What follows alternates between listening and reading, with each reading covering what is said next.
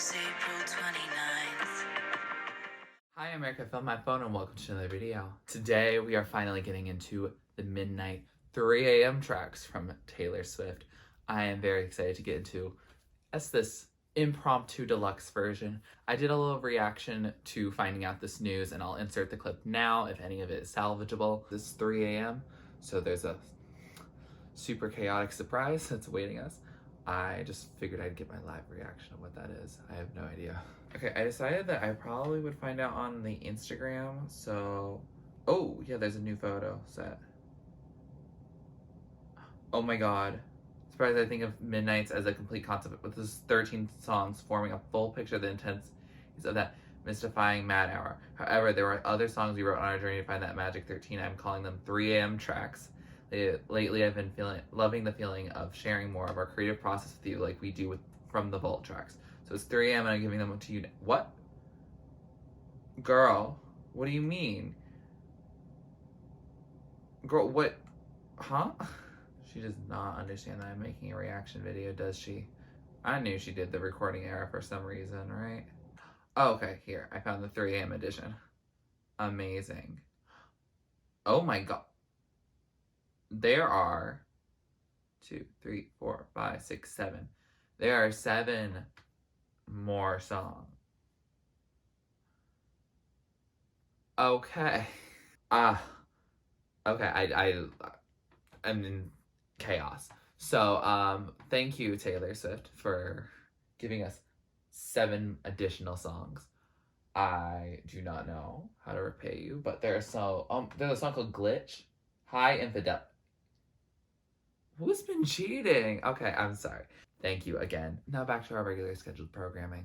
But yeah, we decided to go into a different route because the first reaction raw footage was going to be a lot.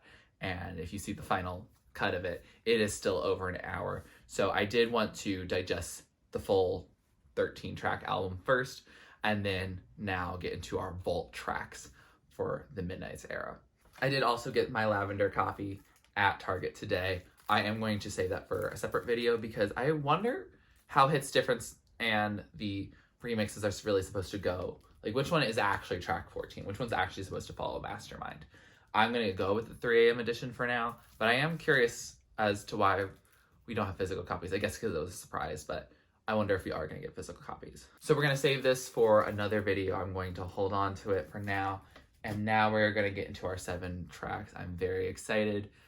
Let me know, again, which of these are your favorites, which one of these you liked, which of these you wish were on the original cut, which ones are you glad were in the vault. Let me know. But thank you for requesting this video, and anyway, let's get into it. We're going to start with track number 14, The Great War. I know that normally references World War I, so I wonder how relevant that's going to be. My knuckles were bruised like violets. Took the battle underground. Flashes of the battle come back to me in a blur. My hand was the one you reached for. Diesel is desire. This is definitely a story that I'm not sure I'm following. I justified it, even though they didn't do it.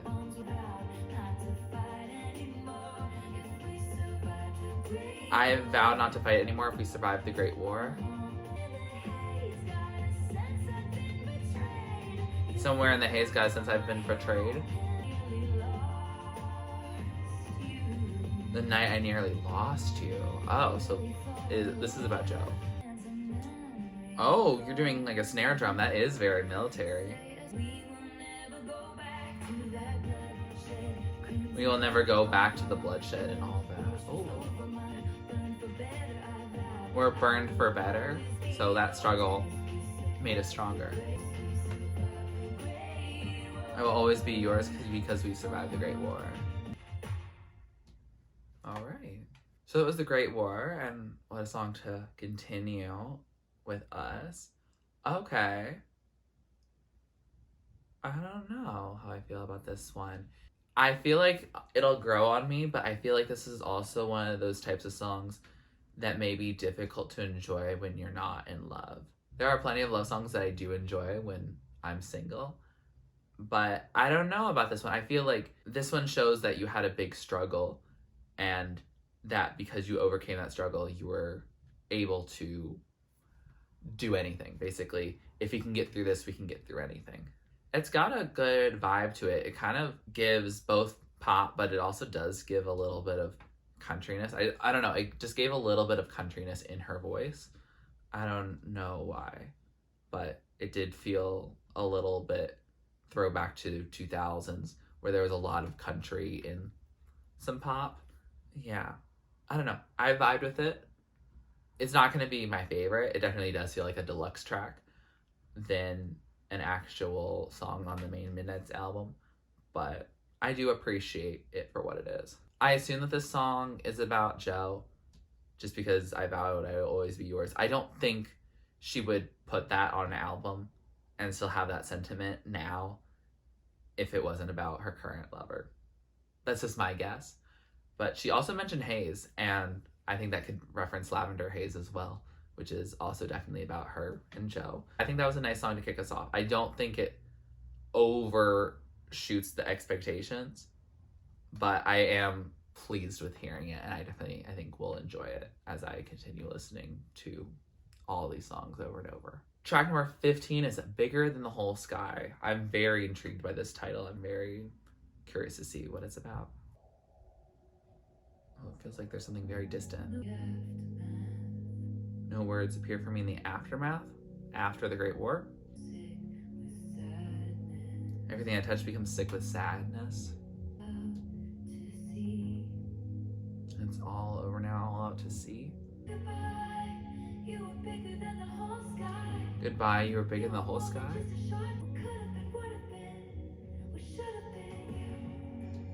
Could have been, would have been, should. That's a different song title.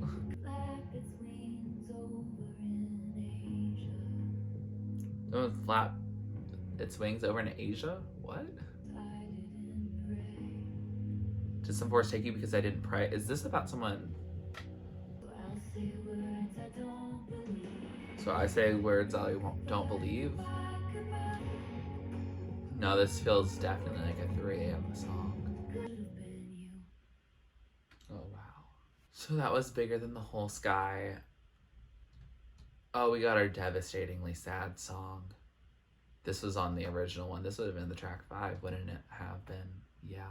This song, I think, is about someone prematurely passing away, whether that was by their own hand or just fate really doing something horrible. Now that I've heard Forever Winter on Red Taylor's version, it's easier to tell how she goes about that, but I feel like this one is also a lot more direct because this would be the aftermath.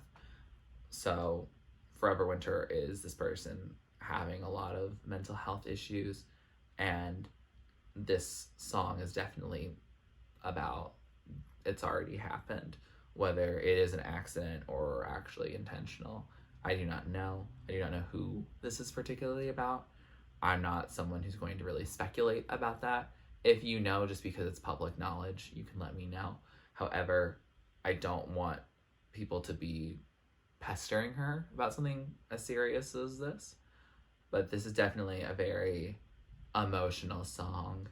And as someone who knew someone who passed away in this past week, it hits. Yeah. So we're going to tread lightly on this song. I think I like it, but I need a little bit more distance from current reality before I think being able to give this song the most proper chance I can. It is very delicate. It definitely gives 3 a.m. If we're gonna say that these songs are the 3 a.m.s and the other songs are the midnights, this is the 3 a.m. song. This is something that not only was it a sleepless night, it was a very sleepless night. It wasn't tossing and turning, it was I'm awake fully. Also, side note, midnight really isn't that late. So 3 a.m. is really where I'm like, okay, this is for the people who are being sleepless or making a poor sleep decision. Track number 16 is Paris. Oh, Feels like we're gonna move into a bop. Why do you always follow up your sad songs with this type of sound, Taylor? That's the one in the club and he kissed her? All the outfits were terrible. This is giving Speak Now. No, I didn't, but thanks though. I was taken by the view like we were in Paris. Who's the view? Or what's the view? Romance is not dead if you keep it just yours. Drew a map on your bedroom ceiling.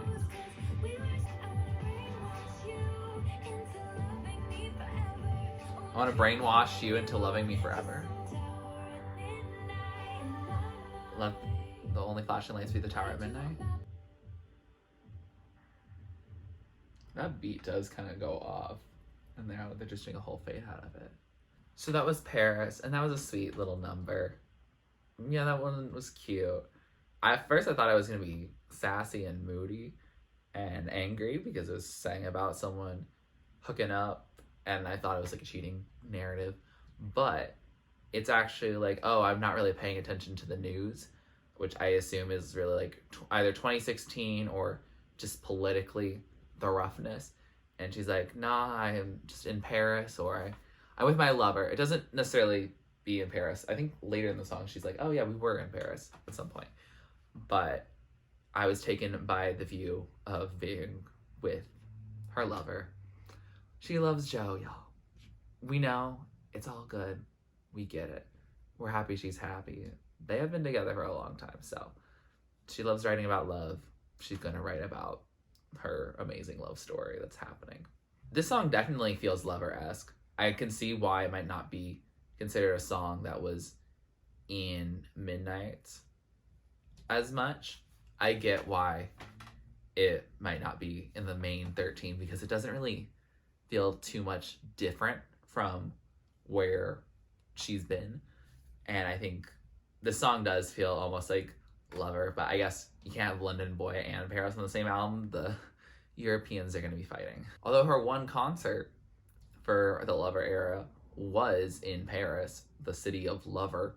So, all right, I guess they did have that moment. However, if she had performed this song during that concert, ooh, I feel like that would have been fun.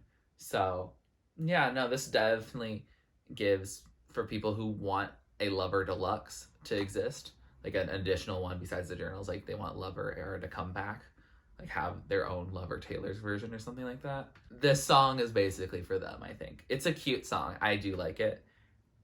It's fun. It's not crazy. It's not something that's going to blow me out of the water, but it is fun. I did enjoy it, and I will probably enjoy it more. It's probably the one I'm most likely to play of these three because The Great War was a little less catchy and it's something that's just not relatable to me. And Bigger Than the Whole Sky is going to make me sob or have an existential crisis. So far, Paris is the one that I'm going to listen to most.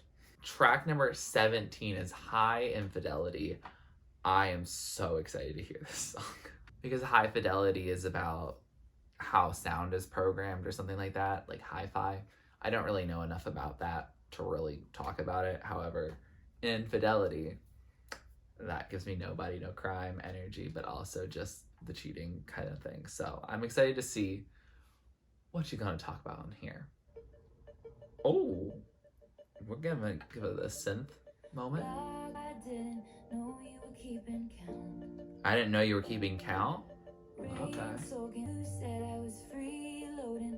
said I was freeloading? What? Put on your records and regret me? Oh. I was dancing around all of this? Ooh. Do you really want to know where I was April 29th? Oh. Sounded like the right thing at the time? What? There's many different ways to kill the one you love. The slowest way is never loving them enough? Oh my god. She brought that up again? That was April 29th. Ooh, ooh. Okay.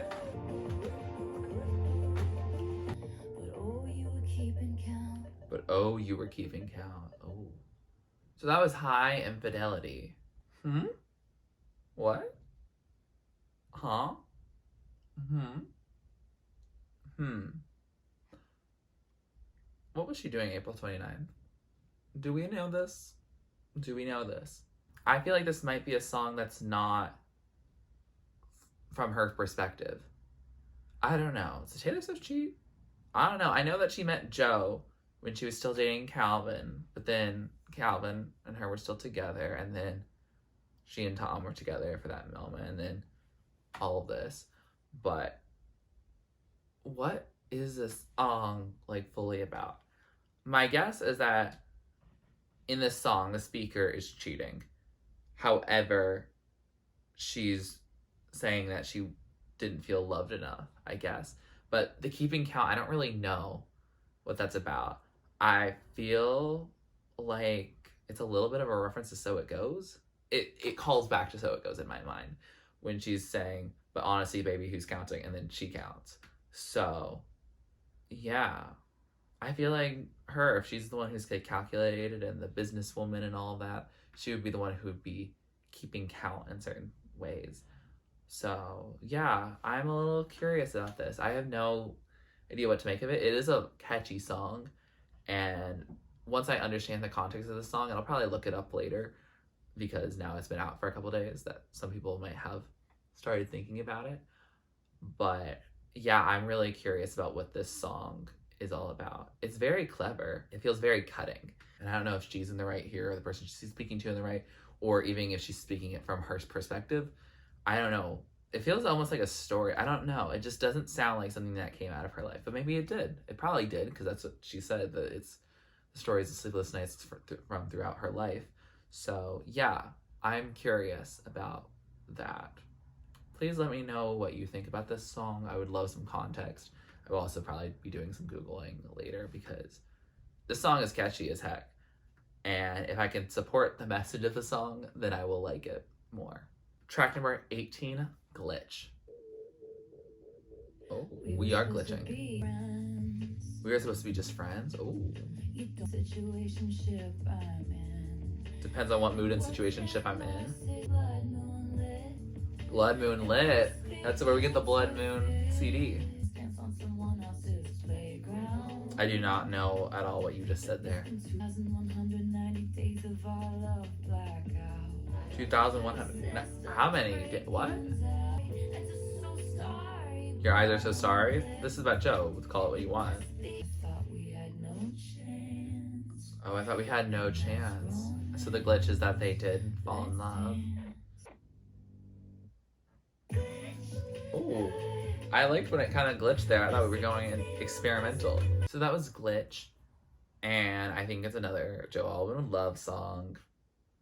We'll take more of them. I'm okay with that. That's fine with me. Yeah, no, this song is sweet. It's basically saying that when I met him, I thought we were just going to be friends. That's all we were ever supposed to be, because I had all these situationships. We didn't really know what was going on. And, you know, my reputation's never been worse, so you must like me for me. And, yeah, so she thinks there's been a glitch because otherwise she should just be going with dudes that give her absolutely nothing. Go on, boy, give us absolutely nothing. The song seems to be romantic, but also maybe a feeling of, like, existential crisis within it, and that maybe the sleepless night's not necessarily happy, but it's when you're in a happy relationship, but you're also like, is this real? Did I just make you up? And in reality, no, you're all good. It's not counterfeit. It's real. And I love that she's having a real relationship that she really loves and that they've been together for a while. I appreciate her finding relatable concerns within a very long-term relationship for people who may not be in such a stable, relatable relationship. Part of me did wish that she went full on Arca or hyperpop on this. I kind of wanted something that just kind of went insane. I guess I can't expect Taylor Swift to go fully insane, but just the fact that like Evermore had 2 songs and 5-4 was just really nice. and I really liked that. And so I was hoping that part of these albums, while they've done some things that are a little more experimental, like the androgynous voice changes and non-linear song structures, I do appreciate that. Part of me still wishes that it was a rock album or going something in a completely different direction. And I think this album is going to be more of a solidifying herself as a pop superstar who can also just kind of do whatever genre she wants. Although, if she ever does want to do a rock album, I'll be there. I'll be there. Track number 19 is Would've, Could've, Should've. Oh, this feels almost like country based. If you would have tasted poison, you could have spit me out of the first chance. If I was a child, it didn't matter if you got to wash your hands. I would have danced with the devil. Oh shoot, this is a bad relationship. Memories feel like weapons. Oh my god. If I never blushed, then they would have never whispered about this. Oh, you're a crisis of my faith. Wow. At 19, John. I missed who I used to be. Ooh. Living for the thrill of hitting you where it hurts. Ooh. It was my first. Oh. I wish you left me wondering. Wow. So that was Would've, Could've, Should've.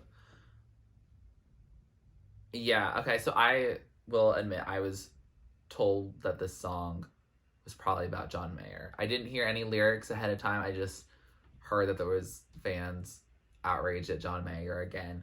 And I was like, okay, what? And I didn't click on anything. However, I did have an inkling that this was going to be about this. And it also just very abundantly clear if you listen to the lyrics and you know Taylor well. First of all, this does sound a little bit like a 2022 version of Speak Now. Like, I feel like we'll get sounds like this on Speak Now, Taylor's version. Yeah. But this song seems to be about John Mayer because it's at 19. I don't know how long they dated. I really don't know. I wasn't following her romantic life during most of that. I really wasn't following her romantic life at any given point. I just have looked into history when I got into certain songs and been like, okay, cool. But she's saying, I regret you all this time, that he took like her being so young away from her. Like, he stole her youth. And I don't know if that means also like that he was her first time. I don't know. I know that also people kept saying that was what the scarf metaphor was for Jake Gyllenhaal. And I just don't think it was. I think there was certain people before Jake, at least one. But yeah, I mean, also really not my business at all. However, I think she might be implying that here in a much more clear way than any song that we've had previously from her. But yeah, I think in my Midnight's prediction video, I don't know if I actually did say it, but I'm pretty sure I was like, John Mayer feels like a specific time in which she would have had a sleepless night that was like bad within a relationship. That wasn't just, oh, one fight or something like that. I felt like she wasn't going to do a Joe Jonas anymore. And I think she really did Jake Gyllenhaal. I feel like Maroon might have also been Jake Gyllenhaal, so it could have been that too. But I was like, John Mayer in my head. I was like, that could be something that we hear. And this song is relatable as heck because it's about trauma you endured at 19. Yep. I'm not going to really go deeper into that. Y'all don't need to know that. But yeah, this song is going to be relatable. It's catchy in that it has this upbeat sound, but it is devastatingly sad lyrics, which is my niche of music that I enjoy listening to. So this one, good highlight from it, and I'm glad that we're hearing it. It doesn't sound like the Midnight's album, and I'm glad that it is in this bonus area. Yeah, I can tell these songs are not ones that make sense in the Midnight's era. It's just other songs that she was writing around this time, and maybe loosely around the idea of like, this is a sleepless night that I had, but I don't think they sound sonically cohesive. I think Midnight's as a whole album sounds very sonically cohesive. Even I've gotten Vigilante to actually sound cohesive in my head. It probably isn't, but it feels very cohesive to me. I don't know why, but I think pretty much all the songs I've heard today, they sound cool and interesting, but definitely just like, written around the same time as this Midnight's album rather than being so closely aligned with the vibes, sonically at least. Track number 20, last track on the 3am edition of Midnight's, and that is Dear Reader. I kind of thought that this might be spoken word, but I feel like it's not going to be because it's a whole song. Okay. It's kind of meditative. If it feels like a trap, you're already in one. Oh no. If you don't recognize yourself, that means you did something right. You ever take advice from someone who's fallen apart? Taylor, then why are we listening to you? Benjamin, you can't stop it and you have to. Oh, this is bad advice. I get it now. But no, that's true though. You don't have to answer questions you don't want to. When you aim at the devil, make sure you don't miss. This definitely does feel most cohesive with the rest of Midnight's album sonically. You wouldn't take the word for it if you knew who was talking? No one sees that you lose when you play solitaire? Dang. Oh, we're having this lovely fade out. So that was Dear Reader, and that was like a vibey song, if that makes sense. It just didn't feel like a full song. It felt like an outro of an album, really. I don't know. It was like, I like the concept, but it kind of felt like if she put Why She Disappeared to song. Like, if she does that, and I mean, she has had that poem be performed, and I know that she does like to write poetry. Obviously, that makes sense given that she's a master lyricist and songwriter. That would work very well within her skill set. But the song is really all about her saying, if you're listening, essentially, do all of these things that I say. However, you shouldn't take advice from someone who's falling apart. And clearly, she's singing this at a time where she's falling apart. And so, yeah, I think the song, it's something I need to re-listen to again. My roommates just came back home, and so they made a little bit of noise during this, so I wasn't able to particularly focus. But it also just felt like a good outro vibey track. It feels like a song that you just kind of listen to get into the Midnight's aesthetic without necessarily having to put all your focus into it. Does that make sense? I think Taylor's lyrics in particular are particularly very distracting for me, but I think especially on the Midnight's album, with the exceptions of songs like Vigilante or Lavender Haze, where there's something that's like really hitting your noggin, I feel like in general, I'm able to put this on in the background and vibe. And that's good. That allows me to have like a listening experience while I do other things and not just get distracted every 2 seconds. However, if a song like Lavender Haze comes on, or Vigilante, or Question, or there's a few songs just on this album that are just very catchy, and I will think about them a lot when they come on. But I think Dear Reader is the opposite of that, and not necessarily in a song that I dislike way, but just if I want to get the aesthetic of that album without really particularly paying attention to it, I feel like this is a song for that. Almost like how in Melodrama from Lorde, what song does that? I think Liability Reprise kind of does that. Sober to Melodrama also. If I'm not paying attention, I'm not dealing with it too much, versus all the other songs that have like full lyrics and full breakdowns and everything. I'm just too distracted to get into whatever else I'm doing or to pay enough attention. But yeah, no, this song is like a good vibe to like bookend the end of these vault tracks. With that said, we have finished these vault tracks, or the 3 a.m. edition of Midnights, and I have to say, I am glad that I listened to them separately from the original 13, because I think if I got 20 new tracks, I would just be very overwhelmed. And I've gotten an opportunity to now listen to Midnights enough, not necessarily that I can compare it to a lot of her previous work, but that I can think of it as a full body of work. And now hearing these outtakes, they're fun. I enjoy them in general. However, when it comes to Red Taylor's version or Fearless Taylor's version, I have the same thing with those tracks, in that those tracks in my head cannot be part of the regular traditional album. I'm listening to Red and I want the standard experience, or saying I'm going to listen to the complete album. I'm not listening to all 2 hours and 10 minutes. I am listening to probably the first 16 songs.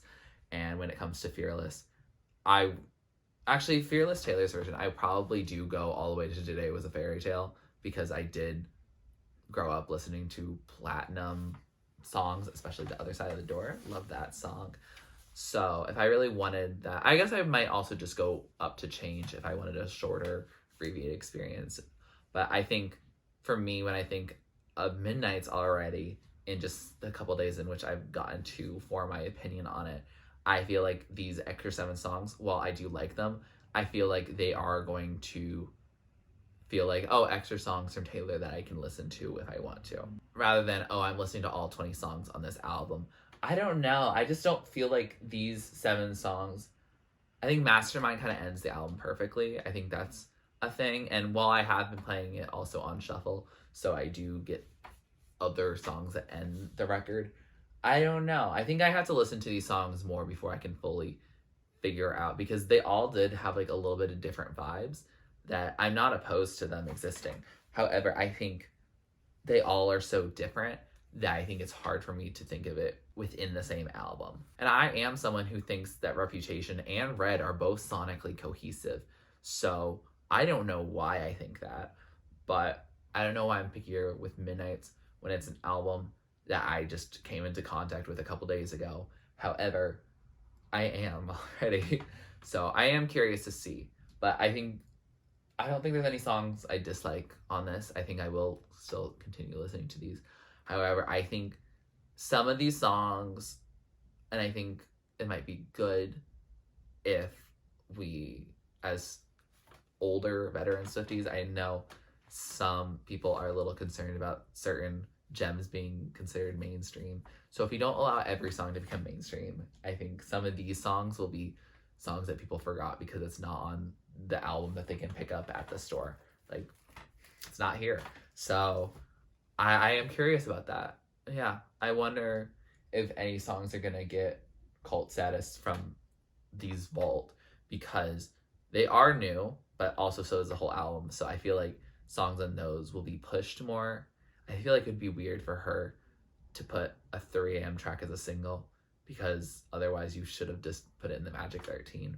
However, I think Would've, Could've, Should've will probably get a lot of hype. I don't know what else will. I think High Infidelity has already... I've heard some people liking that one as well.